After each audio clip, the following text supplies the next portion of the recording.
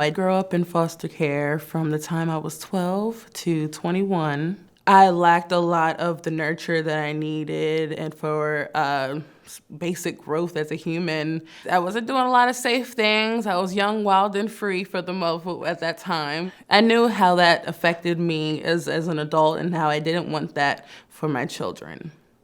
Shortly after leaving foster care, I got pregnant with my son. It was like a complete switch. I just knew that I had something better to do.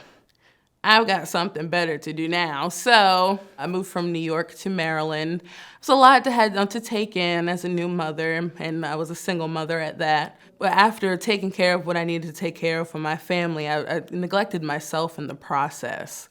After getting in a place and finally settling down to be able to unload in my own space, it was life-changing, and it started to affect my mental health. I was starting to feel suicidal, some depression.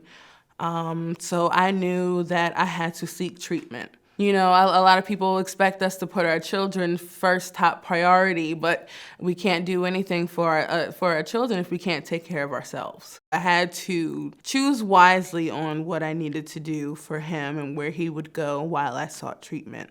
After speaking to my sister, even though she's in New York, we thought that my son would be signed over to her custody so that she can take care of him, provide for him.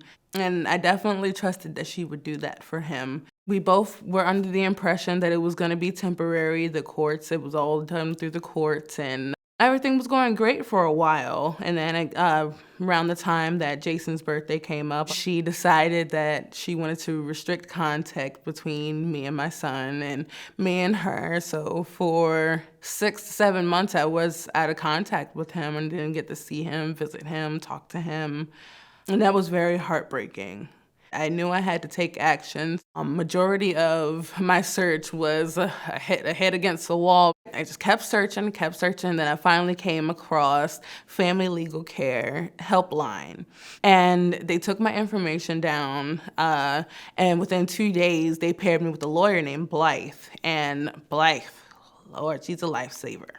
Having to deal with family court is very, very tough, nerve-wracking, and Blythe really took the time to help me understand and how to navigate the system and what are my key points, that stating that I was in treatment, that I had housing, that I was financially stable, and I submitted that stuff with my petition. And she gave me confidence to not only build my case but present myself in front of a judge. We rehearsed during court sessions so I can be comfortable.